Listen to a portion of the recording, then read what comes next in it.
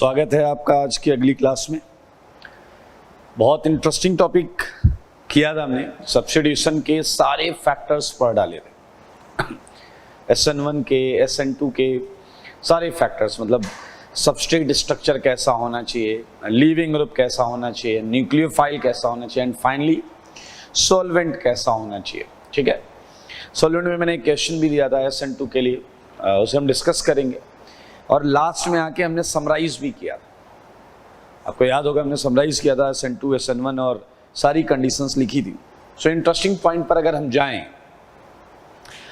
जितने भी biomolecular reactions like SN2, उसमें न्यूक्लियोफाइल या दूसरी चीजें इन्वॉल्व होती हैं तो उनका स्ट्रांग होना बहुत जरूरी है। एज वी हैड स्टडीड कि SN2 में स्ट्रांग न्यूक्लियोफाइल चाहिए, और वेयर इज एन SN1 अगर हम बात करें, यूनिमोलिकुलर रिएक्शंस बात करें, तो उसमें वीक न्यूक्लियोफाइल या आगे आप देखेंगे जो भी होगा वीक पोटेंशियल वाली चीजें इन्वॉल्व होंगी। ठीक है, for maximum yield of product, इसे मैंने हाईलाइट करा के लिखाया था आपको। आई होप आपको याद होंगी चीजें। चलिए, बहुत अच्छे। तो जो फैक्टर्स हमने पिछली क्लास में किए हैं उन फैक्टर्स पर हम कुछ क्वेश्चंस करने वाले हैं। ठीक है, सो उनकी प्रैक्टिस भी हो जाएगी। Let's start it with example. उसी के आगे हम कुछ एग्जाम्पल करेंगे। एग्जाम्पल 1 ये है, arrange following in decreasing order of rate of SN2 mechanism. Rate of SN2 mechanism. अब आपको अगर वो की पॉइंट समझ में आया है, जब भी हम SN2 के रेट की बात करेंगे सो सबसे इंटरेस्टिंग चीज होगी कि आप ट्रांजिशन स्टेट को महसूस करें। TS को हम देखें, TS में कैसा कैरेक्टर था, अगर आपको याद हो, एनायन लाइक कैरेक्टर था। ऑब्वियस जो SN2 रिएक्शंस हैं उसमें एनायन लाइक कैरेक्टर है, और उस एनायन लाइक कैरेक्टर को कैसे ग्रुप स्टेबलाइज कर रहे थे, इलेक्ट्रॉन विड्रॉइंग ग्रुप, जैसा कि हमने पढ़ा हुआ। तो बस आपको SN2 के रेट में हमेशा TS स्टेबिलिटी देखनी, और SN1 के रेट में क्या देखना था, अगर आपको याद हो, ease of dissociation, tendency of dissociation, ये देखना था आपको। तो चलिए आइए कुछ क्वेश्चंस दे देता हूं मैं। पहले तो सिंपल वाला क्वेश्चन रखेंगे, CH3X CH3 CH2X। याद रखना, हम कभी भी दो वेरिएबल का क्वेश्चन एक साथ सॉल्व नहीं कर पाएंगे। आप जैसे इस क्वेश्चन में देखें तो यहाँ साइज जो है सबस्ट्रेट का वो बढ़ रहा है। अब साइज वेरी कर रहा है, 1 कार्बन 2 कार्बन 3 कार्बन 4 कार्बन। इसके एक ही वेरिएबल हमने रखा है साइज का, और लिविंग ग्रुप जो है वो हमने वेरिएबल नहीं रखे हैं, क्योंकि जब साइज भी वेरी करे और लिविंग ग्रुप भी वेरी करे तो एक केस ऐसा जरूर होगा जिसमें आप COT के साथ नहीं कर पाएंगे और वो डेटा डिपेंडेंसी का जाएगा, तो आप सिंगल वेरिएबल क्वेश्चन ही कर रहे होंगे। देख लें, ये क्वेश्चन हो गया सिंपल। ऐसे हम बहुत सारे क्वेश्चन और ले सकते हैं, like CH3 CH2X and CH3 CH2 CH2X।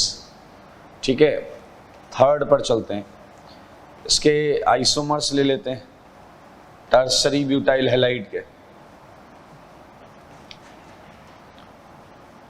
Tertiary butyl halide के हमने आइसोमर्स लिए।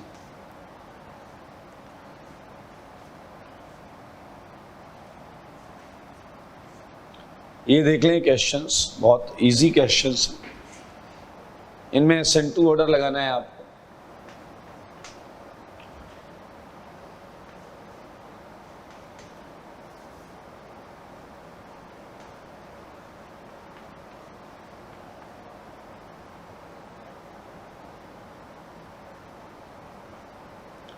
ये आपका डबल बॉन्ड है, ये NH है और ये O है।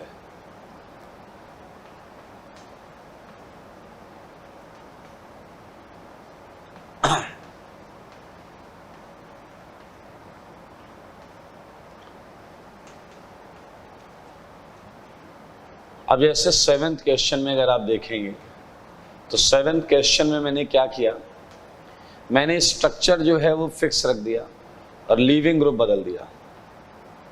तो यहाँ एक ही वेरिएबल है और वो है लीविंग ग्रुप। ठीक है, only single variable that is leaving group, तो हमें ये सेम रखना पड़ेगा। ऐसा नहीं करूँ कि मैं 6 की रिंग में 4 की रिंग में आई दे दूं और 5 की रिंग में बी आर दे दूं, तो वो थोड़ा सा फिर आपको डेटा डिपेंडेंसी की तरफ ले जाएगा।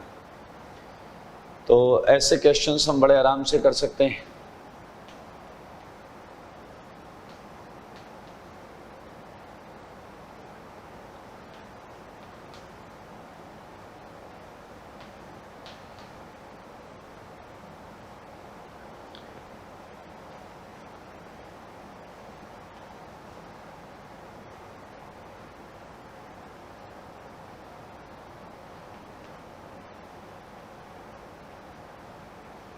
Okay, so these are the questions. Okay, so let's start it. हम ऐसा करते हैं, हम अल्टरनेट वाले कर लेते हैं, हम ऑड नंबर वाले कर लेते हैं, इवन वाले आप कर लीजिएगा, ठीक है। ऑड नंबर वाले करते हैं। तो स्टार्टिंग विथ फर्स्ट, आप देख सकते हैं यहाँ स्ट्रक्चर जो है वेरी कर रहा है, एंड ऑल यू नो कि यहाँ SN1 चालू हो जाएगा क्योंकि हिंड्रेंस से डिसोसिएट हो जाएगा एक, या दूसरा आप देख सकते हैं approach is not easy. Clear? So in these cases तो इसका बहुत क्लियर कट आंसर है 1 greater than 2 greater than 3 greater than 4। अच्छा, आप इसे इस चीज को ऐसे भी लिख सकते हैं कि as well as alkyl group increases, आपको पता है एल्काइल ग्रुप बढ़ता जाएगा तो ट्रांजिशन स्टेट स्टेबिलिटी डिक्रीजेस।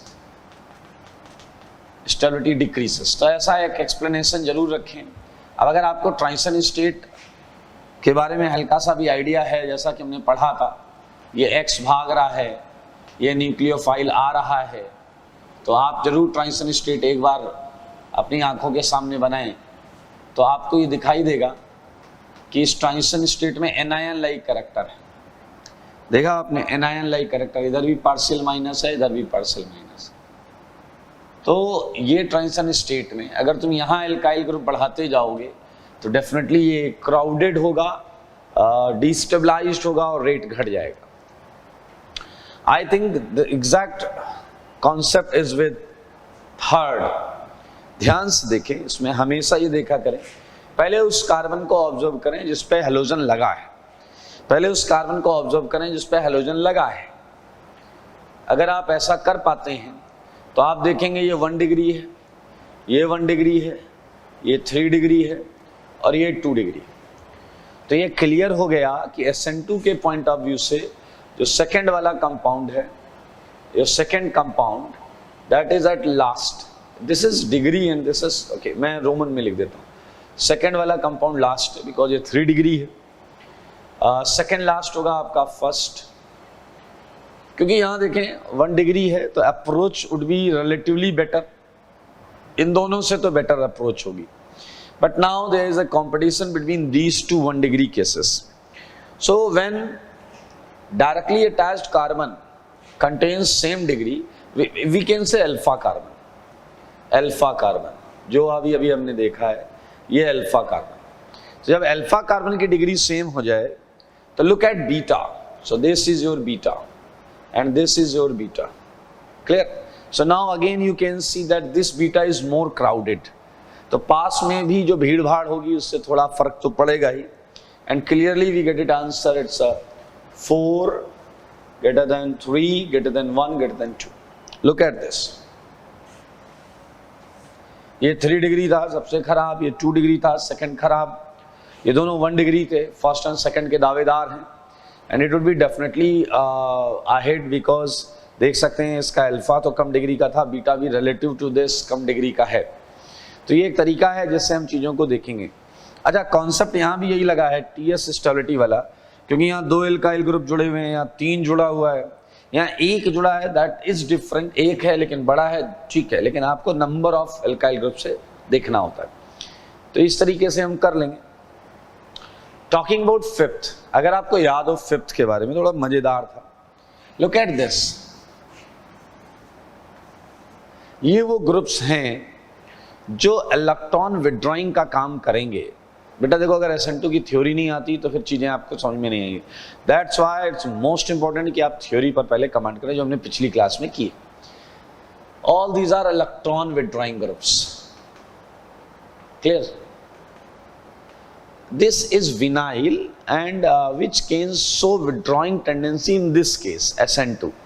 वैसे आपको ने GOC में पढ़ा था that carbon double bond carbon shows induced plus R and minus R, मतलब दे भी सकता है ले भी सकता है, but in this case as all we know कि ट्रांजिशन स्टेट का p ऑर्बिटल भरा हुआ है, तो ये नहीं लेगा, ये देगा तो उसे लेना पड़ेगा, विनाइलिक सिस्टम को लेना पड़ेगा, ठीक है। सो आप देखें तीनों इलेक्ट्रॉन विड्रॉइंग ग्रुप्स हैं, तो SN2 का रेट अच्छा होगा, लेकिन इन तीनों में सबसे ज्यादा अच्छा कहाँ होगा, तो ये प्रश्न केवल इतना है कि ये जो इलेक्ट्रॉन विड्रॉइंग ग्रुप्स हैं इनकी इलेक्ट्रॉन विड्रॉइंग टेंडेंसी कैसे वेरी करती है। तो आप देखें सबसे ज्यादा मेरे ख्याल से ये डबल बॉन्ड O जो है ये सबसे ज्यादा इलेक्ट्रॉन विड्रॉ करेगा, पोलराइजेशन ज्यादा है ना भाई, तो मेरे भाई इसका आंसर है 3, 2, 1। और अगर आप थोड़ा सा तमीज से बनाना चाहते हैं तो बिल्कुल तमीज तो बहुत सही चीज है भाई साहब है, लेकिन अक्सर आप इस मूड में रहते नहीं है, तो देखिए जरा ये हमने बनाया हुआ है, वैसे कॉपी में बनाया है इस तरीके से। ट्रांजिशन स्टेट अगर आप बनाना चाहते हैं, इच्छुक हैं अगर आप, ऐसा कौन भाग रहा है नीचे से, X कौन आ रहा है, न्यूक्लियोफाइल। लेकिन अगर आपको याद हो एल्डिहाइड ये इस तरीके का सेगमेंट होगा एंड इधर ओवरलैपिंग भी है, तो ये भी इधर ओवरलैपिंग करेगा, देख सकते हैं आप। And which kind of effect is shown by aldehyde, it's no doubt minus R and minus I, so strong minus R in between 3 of given questions, तो ये बहुत ज्यादा हो गया। अरे 7 तो आपके बाएं हाथ का काम है, यहाँ देखो ये तो फिक्स है and you can easily find out about stability leaving tendency, ठीक है, stability of leaving group और leaving tendency, so it's a clear cut 1 2 3 4 1 2 3 4, so I think आप कर लेंगे। तो मैंने 9 क्वेश्चन दिए हैं, मैं कुछ और क्वेश्चंस दूंगा, कर लें, ठीक है, ओके। सो मैं क्वेश्चंस जो दूंगा वो इसी में मैं यही लिख लेता हूं। 9 क्वेश्चन इधर ही लिख लेता हूं मैं, 10 ज्यादा क्वेश्चन नहीं देने मुझे। CH3X, CD3X, 11th क्वेश्चन ले लें। 11th क्वेश्चन जो है ये X, ये X। 12th क्वेश्चन ले लें। 12th क्वेश्चन जो है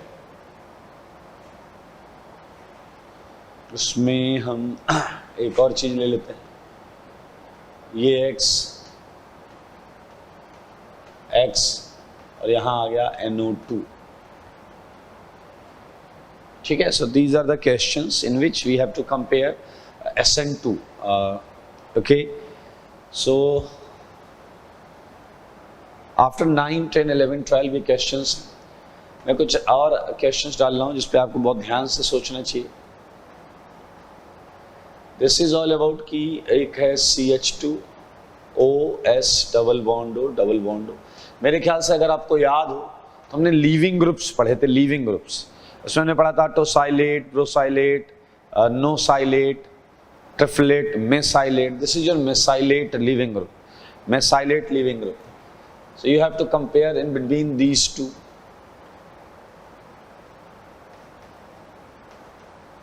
Okay, it's a very good question actually. तो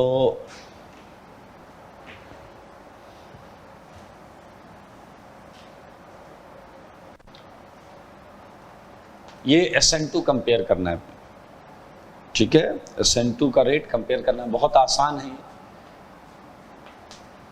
ये 1 डिग्री है, वही कॉन्सेप्ट है। 3 डिग्री है एंड यू नो कि आपको क्या करना है।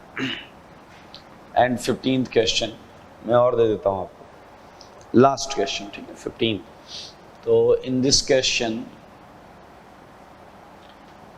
Look at this is 2 degree and this is 1 degree and you have to think smartly. ये 15th क्वेश्चन है, ठीक है।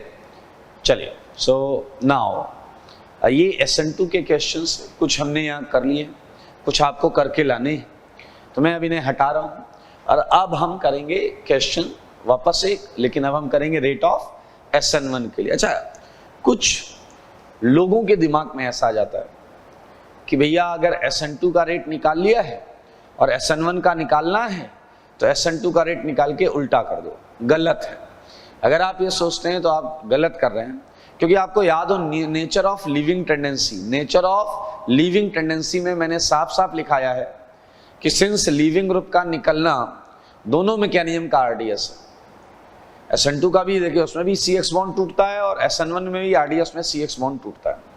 तो अगर दोनों मैकेनिज्म में CX बॉन्ड टूटता है तो लिविंग टेंडेंसी बढ़ने पर दोनों मैकेनिज्म SN1 का भी रेट बढ़ेगा और SN2 का भी रेट बढ़ेगा। यू कैन नॉट थिंक कि भैया SN1 का रेट आ गया उसका उल्टा कर देंगे SN2 का आ गया। They are not related like this. They are various compound जिसमें SN1 SN2 का ऑर्डर सेम होता है, उसमें SN1 SN2 का ऑर्डर सेम होता है, because they are not dependent actually. They are not dependent because there are various factors at which they depends. So they are not directly dependent on each other. Okay? They depends on factors जो हमने पिछली class में पढ़े हैं। So ऐसा बिल्कुल ना सोचें कि हमने SN1 का ऑर्डर निकाला उसे उल्टा करेंगे SN2 का आ जाएगा। एक आध केस में आएगा, but it's not a concept actually. And same with SN2. आइए, so now हमारा क्वेश्चन जो है वो क्वेश्चन चेंज हो गया है और ये हो गया है SN1 का, ये हो गया है SN1 का, ठीक है।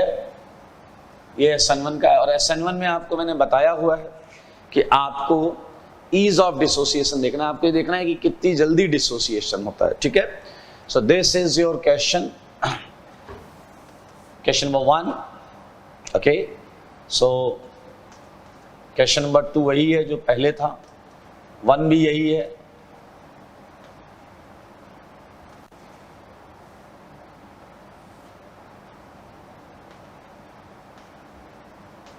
Okay. थर्ड भी सेम है, नो इश्यू विद दैट। मैंने 2 क्वेश्चन उधर से हटा दिए थे, 5 और 6, तो मैं लिख देता हूं यहाँ पे, यहाँ लिख लेते हैं यार, जगह का इश्यू, हटा रहा हूं ये। लुक एट SN1 के क्वेश्चंस लिख रहा हूं मैं, SN1 के क्वेश्चंस लिख रहा हूं, ठीक है। इसलिए बिल्कुल टेंशन नहीं लें, ये SN1 का रेट ऑर्डर निकालना है इसमें।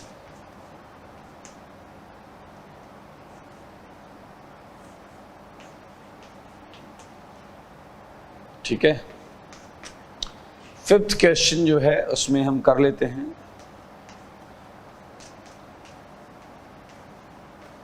ये 5th है।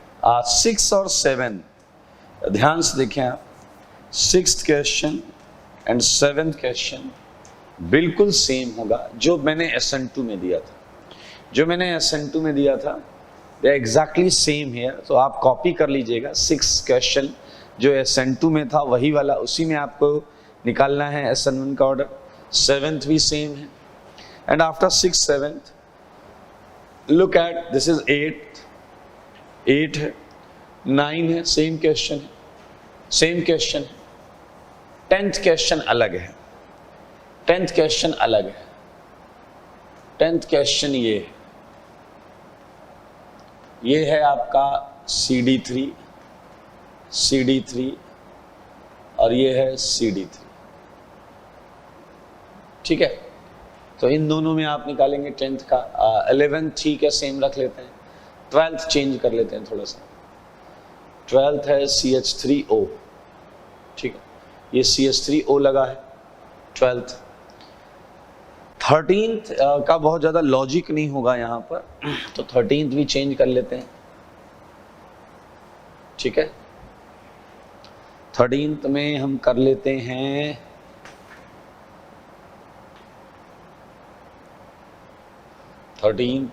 बताता हूं मैं आपको।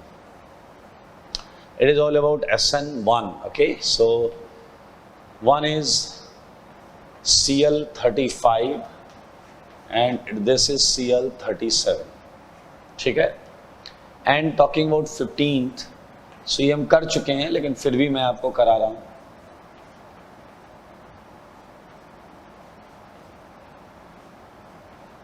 टर्सरी ब्यूटाइल 3 लगा दिए हैं।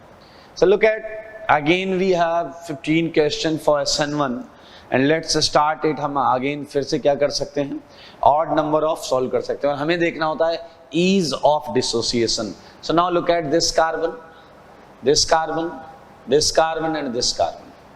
सबसे पहले हम अल्फा कार्बन देखते हैं, तो ये अल्फा कार्बन है। Look at this alpha carbon, clear? And as we get it, this alpha is crowded. This alpha is crowded. 1, 2, 3 3 alkyl groups हैं, तो definitely इसकी वजह से इसका ease of dissociation fast है। यहाँ कम है थोड़ा सा crowding तो थोड़ा slow, यहाँ और कम है और slow, और ये so it's a very very clear that answer is 4, 3, 2, 1 and reason is again that is ease of dissociation.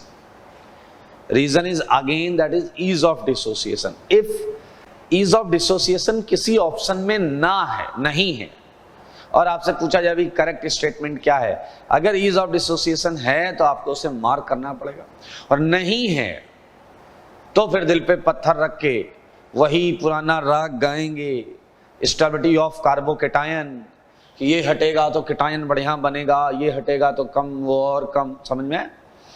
If there is a tendency of ease of dissociation in any of the option, and that would be our first choice. Look at third, it's a very important question. Third concept में कुछ नहीं है, but ये question important है, ये आ सकता है, ये आ सकता है, और यहाँ से आपके मन का भ्रम भी हटेगा। So first use that concept जो मैंने बताया आपको। So हम क्या करेंगे, हम जिस कार्बन पर ये लगा है अल्फा कार्बन, उसकी डिग्री चेक कर लेंगे। And you get it, it's a 2 degree, 2 alkyl groups repel करेंगे, it's a 3 degree, 3 alkyl groups repel करेंगे, इट्स अ 1 डिग्री, सो एक अल्काइल ग्रुप रिपेल करेगा, इट्स 1 डिग्री, एक अल्काइल ग्रुप रिपेल करेगा। So just think about ease of dissociation. Definitely आपको लगना चाहिए कि सेकंड वाला जो कंपाउंड है, जो सेकंड वाला कंपाउंड है उसमें ईज ऑफ डिसोसिएशन ज्यादा है, because it is more crowded. उसके बाद आएगा first. Now the question is, ये भी 1 डिग्री है और ये भी 1 डिग्री है, so when your alpha, when degree of your alpha is same, now think about degree of adjacent atom. मैंने पहले ही बोला था, this is your beta and this is your beta. Look at beta, look at beta, this beta is 2 degree and this beta is 3 degree. So again crowding यहाँ ज्यादा है, और due to having higher crowding इस पर repulsion ज्यादा लगेगा। So now think about ease of dissociation, तो ये जल्दी आसानी से निकल सकता है। तो मेरे भाई ये है इस क्वेश्चन का आंसर 2, 1, 3, 4। नाउ अगर आपने यहां थोड़ा सा आलस दिखाया और आप केटायन स्टेबिलिटी से गए, जैसा कि मैंने बोला था कई जगह पर लिखा होता है, तो 2 तो आपका सही जगह पर आएगा, 1 भी आपका सही जगह पर आएगा, but in 3 and 4 you would get 4 greater than 3, क्योंकि यहां जो प्लस आएगा उसके 2 अल्फा एच होंगे, और यहां जो प्लस आएगा उसका 1 अल्फा एच होगा। समझ में? रेट देखना है तो इमीडिएट फॉर्म्ड केटायन ही देखना है, उसके आगे का नहीं देखें। तो यहां जो केटायन आएगा उसका 1 अल्फा एच हाइपर कंजुगेशन, यहां जो आएगा 2। So that's actually not the primary concept. Cation बनेगा तो स्टेबिलिटी देखोगे ना। So first think about those possibilities by which cation is going to be form, okay? So that it's a good question, and interestingly मैं आपको बताऊं, ये question 12th NCERT के first chapter, 12th chemistry NCERT के first chapter में solved example है। It's a completely solved example, okay? So I think easy. तो एक और करते हैं, इट्स अ 5th। अरे आसान है यार। Think again think about ease of dissociation. तो ये मैंने बिल्कुल क्लास में लिया हुआ है, ये मैंने बिल्कुल क्लास में लिया हुआ है कि एनजीपी याद है ना, ये इससे असिस्ट कर देगा। ये कहेगा निकलो इधर से भैया, ऑक्सीजन का लोन पेयर इसकी हेल्प करेगा यहाँ से निकलने में। तो आप देख सकते हैं यहाँ पर डिसोसिएशन फास्ट होगा, and it's no doubt 1 greater than 2, 1 greater than 2। अब आप कहोगे तो ऑक्सीजन को यहाँ किसने रोका है, आप ये भी बोलोगे ऑक्सीजन को यहाँ किसने रोका है। So I think it's quite easy to understand कि एडजेसेंट पर ऑक्सीजन है वो सिग्मा एंटी बॉन्डिंग के बहुत क्लोज है एंड अपने इलेक्ट्रॉन डेंसिटी इसमें रख सकता है, इंटरेक्ट कर सकता है एंड पार्टिसिपेट कर सकता है डिसोसिएशन में। सो 7th वाला क्वेश्चन लीविंग ग्रुप वाला था IBrClF एंड अगेन आप देख सकते हैं कि उसमें क्या है IBrClF वाले में स्ट्रक्चर सेम है, लीविंग टेंडेंसी चेंज हो रही है। सो 7th का आंसर वही आने वाला है 1 2 3 4 1 2 3 4। So easy. So now I think 7th के आगे अब आप सारे इवन ऑड सारे कर लीजिएगा, ट्राई करिएगा, विल डिस्कस इट। ठीक है, तो ये था SN2 और SN1 के कुछ एप्लीकेशंस जो हमने SN1 SN2 के फैक्टर्स पढ़े, उन्हें अप्लाई करने के लिए हमने यहाँ पर रखा है। तो अगर आपको याद हो तो हम SN1 पढ़ चुके हैं, क्या होता है, कैसे होता है, कहाँ होता है और इसके लिए बेस्ट कंडीशंस क्या होती हैं, बोले तो फैक्टर्स हमने ये पढ़ लिया। ठीक है, now talking about SN1 SN2 questions, हमने ये भी पढ़ा था SN1 डैश क्या होता है, SN2 डैश क्या होता है। ठीक है, ये सारी चीजें हमने पढ़ ली और अब हम आगे बढ़ेंगे। ये चीज हटा देते हैं। ये सेकेंड एग्जाम्पल था SN1 वाला।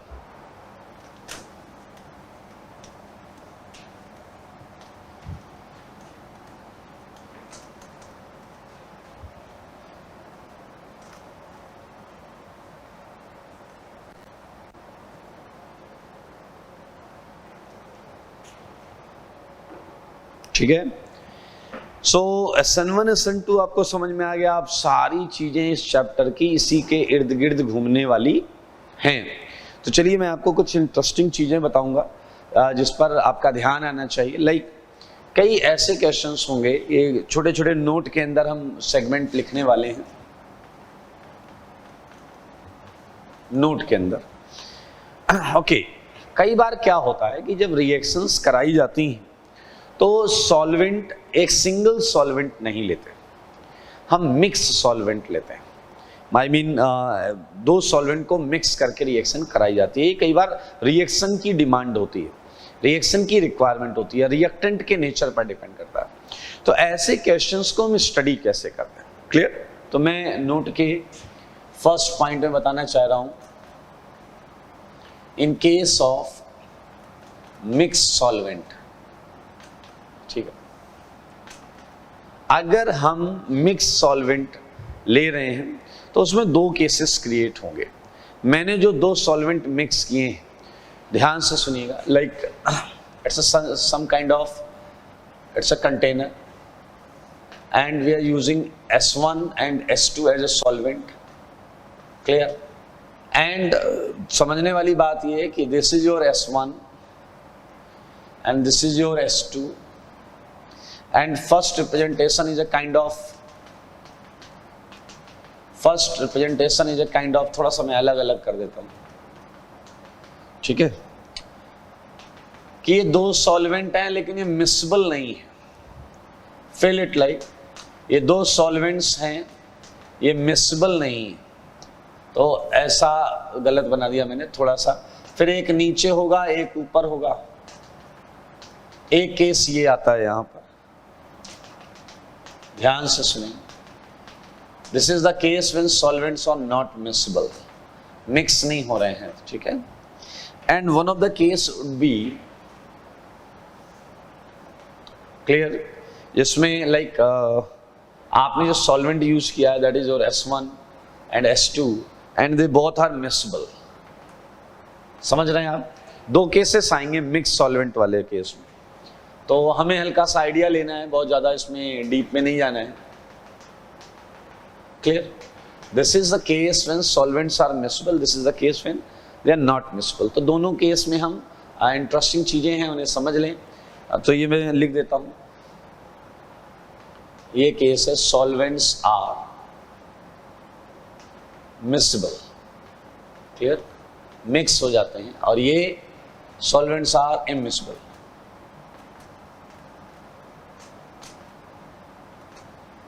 इमिक्सबल। आइए, तो मेरे भाई पहले इस केस को स्टडी करते हैं, फिर इस केस को कर लेते हैं। इजी केस है, लाइक स्टार्टिंग विद एग्जांपल कि अगर इस कंटेनर के अंदर मैं ये डाल दूं, ठीक है, इस कंटेनर के अंदर मैं ये डाल दूं, एंड ये एग्जांपल के पॉइंट ऑफ व्यू से देखिए आप, एक एग्जांपल मैंने लिया। पहले हम इंडिविजुअल सोचते हैं कि ये देखिए, सारे लोग देखिएगा, अच्छा लगेगा, ठीक है। This is 2 degree substrate, 2 degree substrate, and we are using a nucleophile. We are using a nucleophile in water for a second. तो ये हो गया S1 solvent, solvent हो गया S1, ठीक है। Now think about one more case, that is a nucleophile and we are using it in DMSO. ये S2 हो गया। DMSO आपको याद हो पोलर सॉल्वेंट होता था बट एप्रोटिक होता था, एंड वाटर तो पोलर होता है aprotic, but both are polar, that's why they can be mix. Okay, so ये S1 है, ये S2 है। अब अगर आपको याद हो तो 2 डिग्री SN1 भी कर सकता है और 2 डिग्री SN2 भी कर सकता है। तो आपके पास एक ही चीज है इस समय, that is solvent which is going to decide. This solvent is polar aprotic and this is polar protic. तो सॉल्वेंट कंडीशन में याद होगा कि पोलर प्रोटिक में SN1 होता है, पोलर प्रोटिक में क्या होता है SN1, और पोलर प्रोटिक में क्या होता है SN2। If it is very clear कि यहाँ SN2 हो रहा है तो यहाँ न्यूक्लियोफाइल बैक अटैक करेगा, आपको याद होगा back attack. So you would get this as a answer, you would get this as a answer, क्योंकि वो बैक अटैक करेगा, X के बैक साइड से अप्रोच करेगा।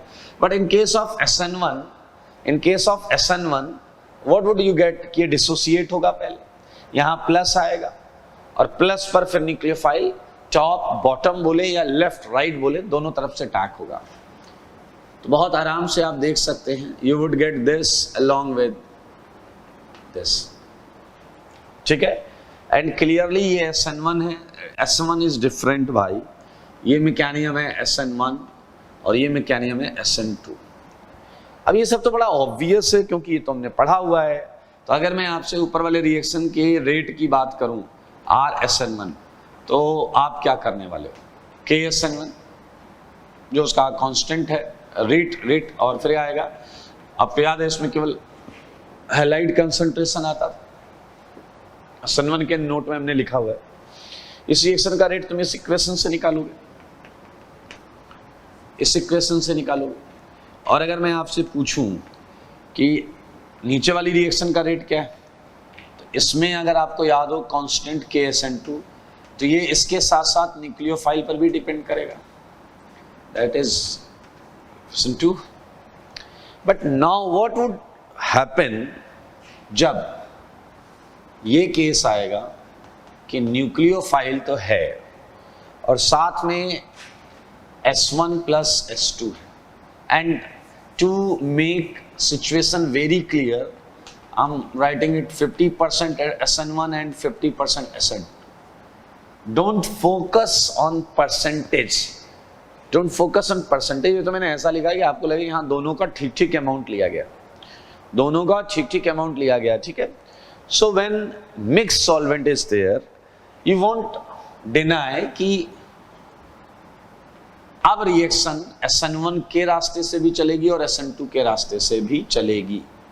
लुक एट दिस, ये भी मिलेगा।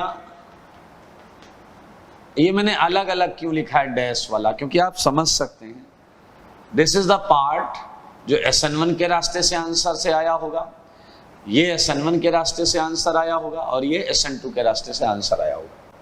तो बड़े अच्छे क्वेश्चन बन सकते हैं, डैश वाले का परसेंटेज पूछ लिया जाए तो यहाँ से भी और यहाँ से जो होगा, अगर आप देखें थोड़ा सा बुद्धि लगाएं, in first case percentage of these two products would be very close, percentage of these two products would be very close, because आपको पता है SN1 में कैटायन बनता है, top bottom attack, so probability is very very much similar.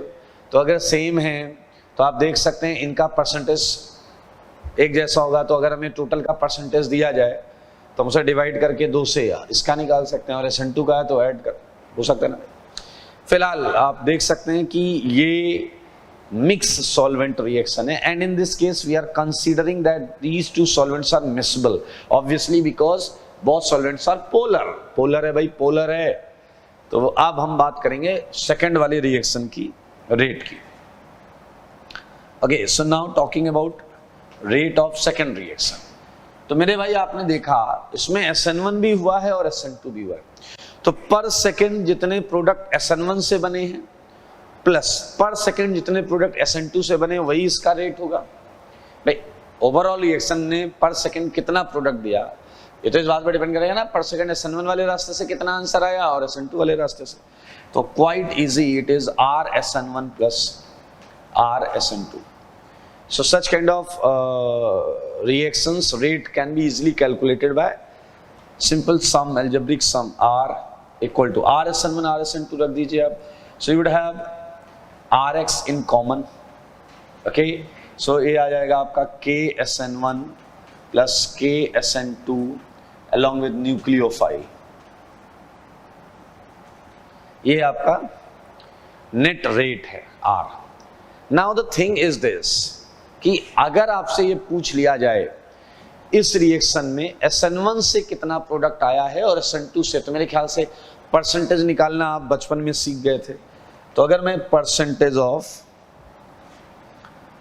Of SN1 product, percentage of product SN1 रास्ते से जो आया है ये निकालने के लिए कहूं, तो मेरे ख्याल से it would be very easy, RSN1 upon R into 100, RSN1 upon R into 100, rate of SN1 upon total rate into 100। मेरे ख्याल से you can easily calculate it, बहुत आसान है ये। तो अगर मैं इसे कैलकुलेट करता हूँ तो देखें RSN1 में भी RX है और नेट R में भी RX है, that will be cancel out, और ये आएगा आपका क्या KSN1 upon आ जाएगा KSN1 प्लस KSN2। मेन चीज़ है कांस्टेंट इंपॉर्टेंट है, and nucleophilic concentration into 100। So this is your percentage of SN1 product, and I think percentage of SN2 product बहुत आराम से निकाल सकते हैं। 100 से माइनस कर दो एक केस, या दूसरा कर लो RSN2 upon total R into 100। So we can be asked by such examples in test, ठीक है। तो ये सारी चीजें में clear. Now think about this, it's a very interesting case, it's a very interesting case. और यहाँ थियोरेटिकल क्वेश्चन बनेंगे, यहाँ थियोरेटिकल क्वेश्चन बनेंगे या न्यूमेरिकल क्वेश्चन बनेंगे। न्यूमेरिकल क्वेश्चन इस तरीके से परसेंटेज और परसेंटेज कुछ पूछा जा सकता है, यहाँ थियोरेटिकल क्वेश्चन क्या बनेगा वो सुनिए जरा, मजेदार चीज है। देखिए like starting with example again, suppose starting with a halide, this X and this is NaOH, clear? Think properly, ये theoretical question आएगा, इसमें कोई बहुत ज़्यादा वो नहीं पूछा जाएगा। Look at this, it's a 1 degree, and NaOH में OH minus, it's a strong nucleophile। तो 1 degree वैसे भी फिक्स था अपना, SN2 करता है, तो you would think कि आप ये आंसर बना दोगे।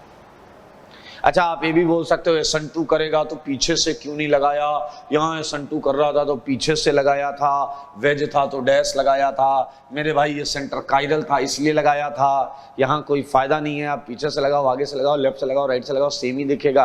तो हमने उस पर बात नहीं की। So now what is the problem here? Problem ये है कि NaOH को अगर आपको तोड़ना है, Na प्लस OH माइनस, तो आपको इसे पोलर सॉल्वेंट में लाना पड़ेगा। NaOH को पोलर सॉल्वेंट में लाना पड़ेगा, यूजुअली यू वुड फाइंड कि वाटर होता है, ठीक है। नाउ मुद्दा इज दिस कि बड़े एल्काइल हैलाइड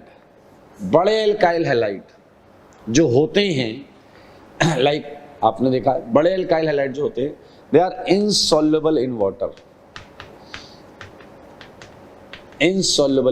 ये वाटर में सॉल्युबल नहीं होते। So now it's a problem, ये कहाँ सॉल्युबल होते हैं? Almost you can say weakly polar and non polar solvents, weakly polar या नॉन पोलर सॉल्वेंट्स में ये सॉल्युबल होते हैं, ठीक है। सो वी कैन राइट की first point, and soluble in weakly polar और non polar, basically non polar, ठीक है। अब मुद्दा आप समझो, when you are mixing these two, तो हैलाइड S1 में है, यहां पड़ा हुआ है, NaOH वाटर में वो यहां पड़ा हुआ है, this is your S2, look at clearly, this is your S2, and non polar को मैं मान लेता हूं like CCl4, this is your what, S1. So these two are not going to mix with each other. These two are not going to mix with each other. So actually ये reaction होनी नहीं चाहिए, जो इतनी ordinary दिख रही है ये रिएक्शन होनी नहीं चाहिए, लेकिन हमारी प्रॉब्लम ये है कि रिएक्शन कैसे हुई होगी, ये आंसर कैसे आया होगा। कोई तो ऐसी चीज है, कोई तो ऐसा कॉन्सेप्ट है जो यहाँ बताया नहीं गया बट यूज किया गया है, क्योंकि ये बहुत क्लियर है, ये जिस सॉल्वेंट में पड़ा है और ये जिस सॉल्वेंट में पड़ा है वो सॉल्वेंट मिक्स नहीं हो रहे हैं। तो कोई तो ऐसा फंडा है, कोई तो ऐसा लॉजिक है, कोई तो ऐसा कॉन्सेप्ट है जो यहाँ यूज किया गया है, तभी ये रिएक्शन होगी, अदरवाइज रिएक्शन नहीं हुई होगी। तो मेरे भाई बिल्कुल सही है, ऐसी रिएक्शंस में हम एक कैटलिस्ट यूज करते हैं और उस कैटलिस्ट का ही काम होता है कि एक सॉल्वेंट जोन से रिएक्टेंट मॉलिक्यूल को लेकर दूसरे सॉल्वेंट जोन में जाकर रिएक्शन कराना, and this is called phase transfer catalyst, phase transfer catalyst, phase transfer catalyst. And usually you would find कि फेज ट्रांसफर कैटलिस्ट जो हैं ये कॉम्प्लेक्स कंपाउंड्स होते हैं, कोऑर्डिनेशन कंपाउंड्स होते हैं। अगर आईओसी में आपने सुना है, नहीं सुना है तो मैं एक एग्जांपल दे रहा हूं, look at this ammonium salt, this ammonium salt, this ammonium salt, why it can be have like a phase transfer catalyst, because look at this, there is 4R, and because of these R जो होते हैं वो hydrophobic होते हैं, जल को पसंद नहीं करते, जल को पसंद नहीं करते। एल्काइल, मिथाइल, इथाइल, आर तो एल्काइल ग्रुप होगा। 4 आर होने की वजह से ये वाटर में मतलब R, presence of R suppressed possibility of solvation in water, ये वाटर में मिक्स होने के को अपोज करते हैं, ठीक है। वेयरएज प्रेजेंस ऑफ चार्ज इसे पोलर मीडियम में सरवाइव करने का एक चांस देता है। तो आप समझिए, इसे दोनों फेवरेबल कंडीशन बोलते हैं। Because of R it can survive in non polar, and because of charge it can survive in polar solvent. So this is all about ये फेज ट्रांसफर कैटलिस्ट है, which is used to carry out reactants in between solvents। तो ये बिल्कुल क्या करेगा, यहाँ phase transfer catalyst यहाँ से लेकर रिएक्टेंट को यहाँ जाएगा, यहाँ रिएक्शन होगी, और जो उसमें फिर से ऐसा पार्ट निकलेगा कि जिसे यहाँ रहना है उस पार्ट को लेकर यहाँ आ जाएगा। So even I can show this reaction, थोड़ा सा बड़ा कर देता हूँ मैं, थोड़ा सा इसे बड़ा कर देता हूँ कंटेनर को, ठीक है। सो नाउ ये इधर S1 है, तो इट्स समथिंग लाइक कि R4N प्लस, ठीक है। बिलीव कंसिडर इट लाइक ये वाटर है, ये वाटर हो गया, फिर S1 इज वाटर, ठीक है, सॉरी OH माइनस, हाँ S1 वाटर है तो इसमें क्या पड़ा होगा OH माइनस, तो R4N प्लस OH माइनस को पोलर प्रोटिक सॉल्वेंट, ये पोलर प्रोटिक सॉल्वेंट है, वाटर है, PPS यहां से लेकर यहां गया, क्योंकि it can survive in both solvents, तो यहां आएगा R4N प्लस OH माइनस, और ये क्या है NPS, ठीक है। और यहाँ ये रिएक्शन करेगा आपके एल्काइल हैलाइड से। This is your alkyl halide, let us consider it's RH, clear. तो OH अटैक करेगा, OH अटैक करेगा R पर, तो what would you gate, OHR, alcohol मिलेगा ना, एल्कोहल, ध्यान से देखो। और साथ में क्या मिलेगा, ये X निकलने को तैयार नहीं होगा क्योंकि X माइनस निकलेगा, ये अटैक करेगा X माइनस निकलेगा, तो X निकलने को तैयार नहीं है क्योंकि ये सॉल्वेंट कौन सा है, ये नॉन पोलर है, आई मीन CCl4। तो नॉन पोलर में X माइनस रह नहीं सकता, तो ये निकलने को तैयार नहीं है, तो ये R4N प्लस क्या बोलेगा, डोंट वरी मैं हूं ना।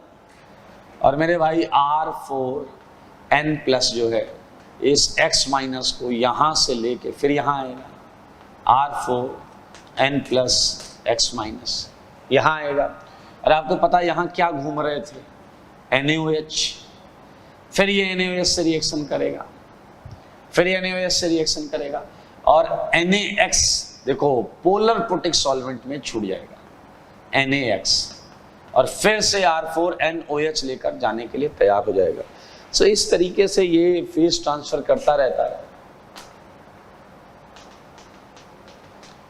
अच्छा, जैसा कि एक और चीज आप समझे, इट्स नॉट नेसेसरी कि आपको हर रिएक्शन में फेज ट्रांसफर कैटलिस्ट दिखाया जाए। अगर ये रिएक्शन आई है तो हम प्रोडक्ट ये बना देंगे। जब वो खुलकर चर्चा करेगा इस बात की कि भाई ये तो सॉल्युबल नहीं होता और ये सॉल्युबल होता है वाटर में, तो ये रिएक्शन कैसे हुई, तो आप अपना फेज ट्रांसफर कैटलिस्ट का ज्ञान दीजिएगा। अदरवाइज आपको चुपचाप ये रिएक्शन आए तो प्रोडक्ट बना देना है। अगर ये रिएक्शन आए तो प्रोडक्ट बना देना है बाय कंसीडरिंग की ऑब्वियस बात है कि इस रिएक्शन में फेज ट्रांसफर कैटलिस्ट लिया गया होगा। So it is the case of mix solvent when solvents were not miscible and यहाँ पर ये मिक्स हो रहे थे, ठीक है। It's a complete theoretical part and it's complete numerical part यहाँ से पूछा जा सकता है। So it's one of the point जिस पे क्वेश्चन बन सकता है। तो अगर अब हम आगे बढ़ेंगे, एक दो और छोटे छोटे पॉइंट्स को देखेंगे, फिर क्वेश्चन करना चालू करेंगे। हटा रहा हूं मैं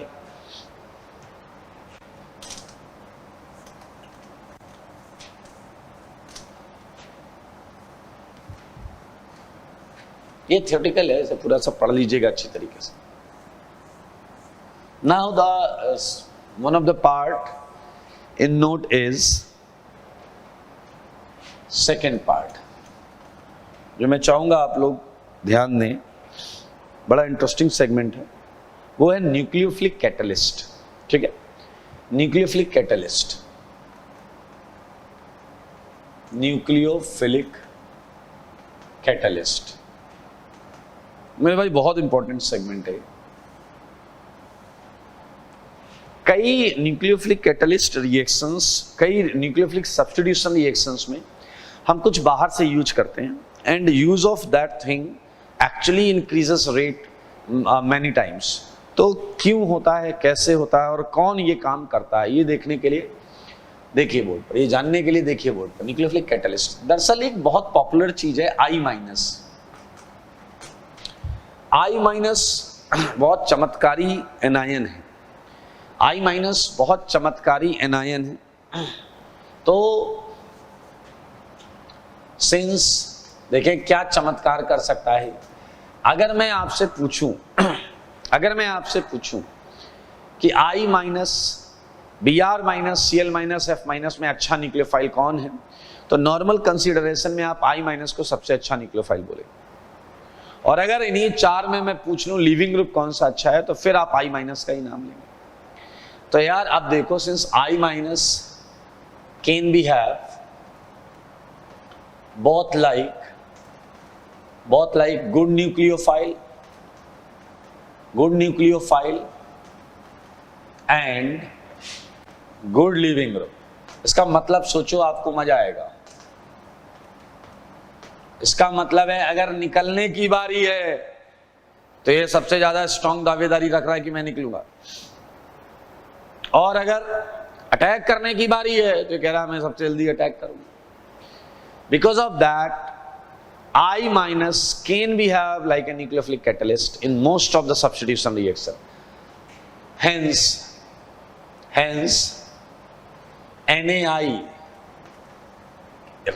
की जगह पोटेशियम आयोडाइड भी ले सकते हैं, can be used as nucleophilic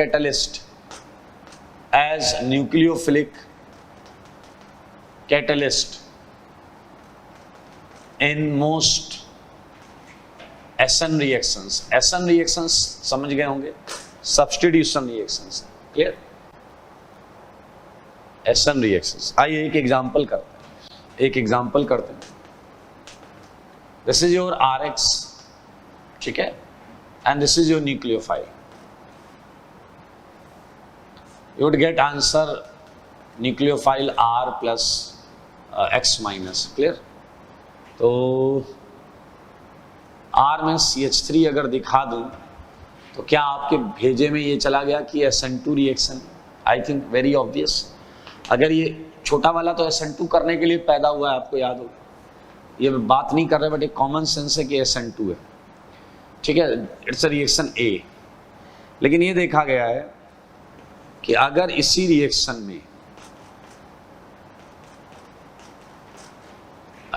reaction में मैं सोडियम आयोडाइड ऐड कर देता तो मुझे आंसर तो वही मिलता, but what is fact that की rate of B is very very very greater than rate of A. Rate of B बहुत ज्यादा होता A के रेट से. ये जानने के लिए बहुत आसानी से हम मैकेनिज्म देख सकते हैं. CH3 छोटे एक कार्बन पर तो SN2 ही हो सकता है, SN1 होता ही नहीं. सो आई थिंक यहाँ ये हुआ होगा. सो you would gate nucleophile CH3 plus X minus. आपको याद होगा इलेक्ट्रोफाइल न्यूक्लियोफाइल में हमने इसे इलेक्ट्रोफाइल ही माना हुआ है. सो this is the answer. But what happens in this case, since I minus is better nucleophile, तो वो इस न्यूक्लियोफाइल को हटाकर खुद पार्टिसिपेट करता है. यानी कि CH3X जो है, अगर मैं इसके मैकेनिज्म की बात करूं, clear? So in this case I minus participates itself in substitution, ध्यान से देखिए, and you would gate ICH3. ध्यान से सुनना.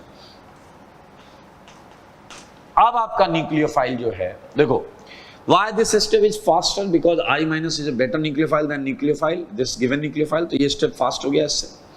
Now why this step is faster than this step, because यहाँ इस न्यूक्लियोफाइल को एक बेहतरीन लिविंग ग्रुप को हटाना पड़ रहा है rather than a general leaving group. That's why it's very very clear कि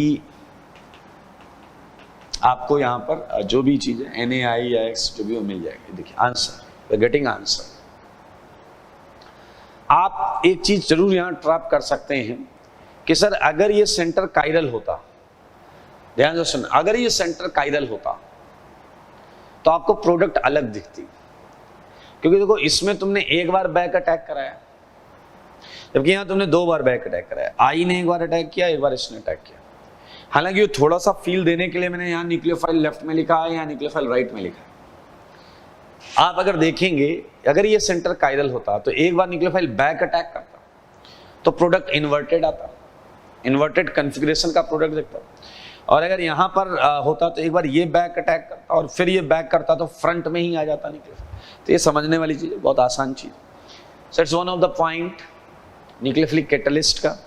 ये तो मैंने यहाँ बोला है कि सिंपल SN2 SN1 में, SN2 में हम इस टाइप के कैटलिस्ट को देख पाएंगे कई रिएक्शंस में. नाउ एक छोटा सा पॉइंट और है जो मैं चाहूंगा आप देखें, थर्ड पॉइंट, और ये क्या है कि अगर जो सॉल्वेंट होते हैं हमारे, वाटर, DMSO जो भी हैं, अगर हम इनकी पोलैरिटी बढ़ाएं तो इनकी रेंज में आने वाली मैकेनिज्म्स में क्या फर्क पड़ता है. ठीक है, तो एक इंपॉर्टेंट पॉइंट ये भी है, ध्यान से देखें. Effect of solvent on type of mechanism. Type of mechanism. सोचो और ध्यान से सोचो कि इन जनरल RX आपने ऐसा लिया हो, RX ऐसा लिया, मैंने सॉल्वेंट की पोलैरिटी थोड़ी बढ़ाई। पोलैरिटी क्या होता है? Dielectric constant polarity, it's a measurement of tendency of dissociating a bond. Higher the polarity, higher would be tendency of polarizing a bond. So अगर आप पोलैरिटी बढ़ा रहे हैं तो मैं ऐसा मानूंगा कि R और X थोड़े थोड़े दूर जा रहे हैं, और आप हैं कि मानते नहीं, आपने पोलैरिटी कायदे से बढ़ा दी। तो अगर आपने पोलैरिटी कायदे से बढ़ा दी तो मेरे भाई फिर ये टूट जाएंगे, ये कंप्लीटली डिसोसिएटेड आयंस में आ जाएंगे। अब इस बीच वाला क्या है? Solvent separated ion pair. इसे हम क्या बोलेंगे? Solvent separated ion pair. Solvent separated ion pair. उधर क्या है? Completely dissociated ion pair. ये क्या है? Completely dissociated ion pair. ठीक है भाई।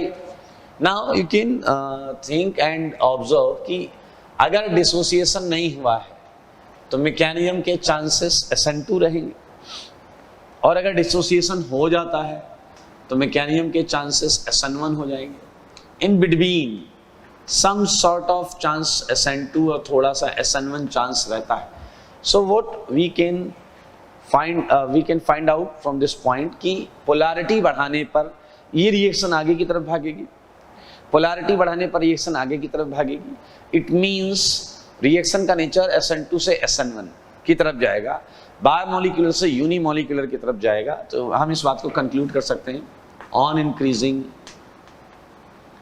polarity of solvent, clear, mechanism changes from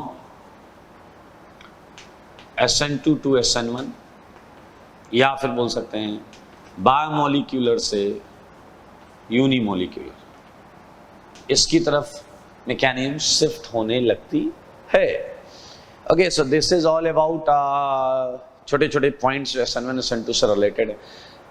पूरा इतिहास हमने समझ लिया है SN1 SN2 का, एक्सेप्ट वन पॉइंट जो अभी हमने पढ़ वो भी लिया है, बट उसे हेडिंग डालकर हम बड़े खूबसूरत तरीके से लिखने वाले हैं।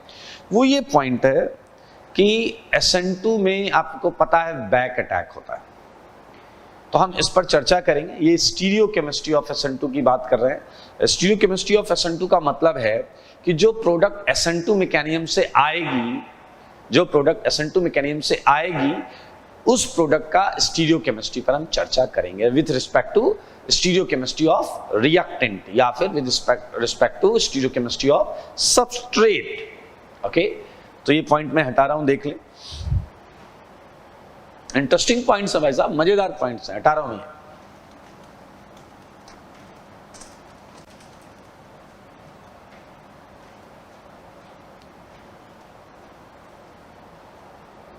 ओके, नाउ थिंक इट कि हम एक इंपॉर्टेंट पॉइंट करने जा रहे हैं, और ये है stereo chemistry of SN2 mechanism. ठीक है ना? अरे सब पता है, बैक अटैक होता है, ये होता है, वो सारी चीजें पता है। वह कुछ इंटरेस्टिंग तरीके से इसे लेकर आगे बढ़ेंगे, थोड़ा सोचिएगा, बुद्धि लगाइएगा। ठीक है, आइए let us start with example. ये कार्बन है, ये CH3 है, ये H है, ये Cl है, and this is your like H है, यहाँ पर हम ले लेते हैं D। ठीक है ना, D, क्या कुछ और ले लेते हैं? CH2 CH3 ले लेते हैं, चलो ठीक है। CH2 CH3 2 degree halide, 2 degree halide and chiral है, ऑप्टिकली प्योर है। देखें ये ऑप्टिकली प्योर है, and we are using a nucleophile. Clear? और हमें सब पता है, अभी तक हमें सब पता है, बट हम यहाँ कुछ इंटरेस्टिंग करने वाले हैं। ये सिग्मा एंटी बॉन्डिंग, ध्यान से देखेंगे। ये तो मैंने आपको बताया कि इस तरीके से होता है, ठीक है। मतलब कई साइंटिस्टों के काम को हमने यहाँ पढ़ डाला कि भैया उन्होंने कैसे पता किया, वो अलग मुद्दा है। बट देख लो कि जब यहाँ पर न्यूक्लियोफाइल अटैक करेगा तो ये H रहेगा डैश में, बट वो इधर आ जाएगा और ये आपका न्यूक्लियोफाइल होगा और ये आपका Cl-। क्लियर? तो आप देख सकते हैं इन्वर्टेड है। इन्वर्टेड मीन्स बैक अटैक करा इसने, बैक अटैक, ये तो हमने पढ़ा हुआ है। तो मेरे भाई जो प्रोडक्ट है ये इन्वर्टेड प्रोडक्ट है, इन्वर्टेड प्रोडक्ट, और इसे हम बोलते हैं, this phenomena is studied by scientist name as Walden. तो phenomena is known as Walden inversion. इस फिनोमेना को क्या बोलते हैं? Phenomena is known as Walden. क्या नाम है भाई साहब? Walden inversion, Walden inversion.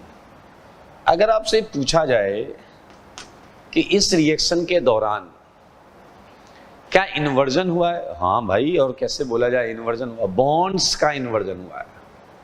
यही बॉन्ड्स मैंने पहले ही बताया, CH3 ऊपर ही है, H इधर आ गया, अंदर ही है बट इधर आ गया, इथाइल बाहर ही है बट इधर आ गया, टिल्ट हो गया। जैसे छाता हवा में पलट जाता है ना, छाता खोलिए ऐसे हवा में वहीं पलट जाता है ऐसे। तो देखो ये पोर्शन छाते का आपकी तरफ था, वो अभी भी आपकी तरफ है, ऐसे पलट गया, तो ये वेल्डन इन्वर्जन। तो इन्वर्जन हुआ है। अब इस चीज को समझना पड़ेगा। Bonds get inverted. Clear? Now the मुद्दा इज, अगर मैं आपसे पूछूं क्या रिएक्टेंट का जो कॉन्फ़िगरेशन है, क्या रिएक्टेंट का जो कॉन्फ़िगरेशन है वो प्रोडक्ट में बदल गया है या सेम है, तो ये डिपेंड करेगा अगर हम एब्सोल्यूट कॉन्फ़िगरेशन के बारे में बात कर रहे हैं। तो ध्यान से सुनिए, आपको अगर ऑप्टिकल में एब्सोल्यूट कॉन्फ़िगरेशन थोड़ा बहुत भी याद है, दैट वाज RS, याद आया आपको? RS may or may not be changed, may or may not be changed during reaction। Okay, मतलब क्या है? ये कोई जरूरी नहीं है कि अगर ये R है तो वो S आएगा, क्योंकि R है तो क्या आएगा ये तो CIP प्रायोरिटी डिसाइड करेगा। अगर बैक अटैक होने के बाद भी CIP प्रायोरिटी सीक्वेंस, CIP तो सुना है कि भूल गए?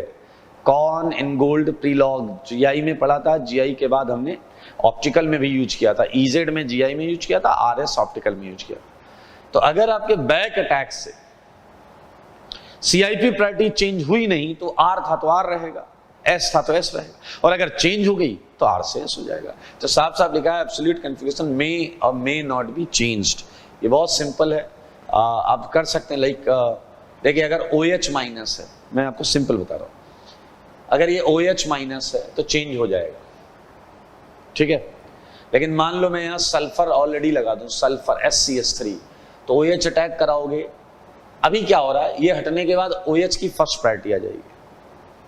लेकिन अगर मैं यहाँ कुछ सल्फर वाली चीज डाल दूं तो ये हटने के बाद इसकी जो लगेगा OH, उसकी फर्स्ट प्रायोरिटी नहीं आएगी, सल्फर वाले की फर्स्ट प्रायोरिटी। तो यू वुड गेट की कोई प्रायोरिटी चेंज नहीं होगी। ओके, सो ये स्टीरियोकेमिस्ट्री ऑफ SN2 मैकेनिज्म में मैंने एक पॉइंट बताया है, और इसमें हम अगली क्लास में ये करने वाले हैं कि कैसे पता किया गया होगा कि SN2 में इन्वर्जन होता है। मतलब लेबोरेटरी वाली बात हम करेंगे कि कैसे पता किया गया होगा कि एक्चुअली बैक अटैक हुआ है, ठीक है। तो आज के लिए इतना ही। बड़ा मजेदार इंटरेस्टिंग टॉपिक है, तो ये आप लोग बहुत अच्छा करें, बहुत अच्छा पढ़ते रहें।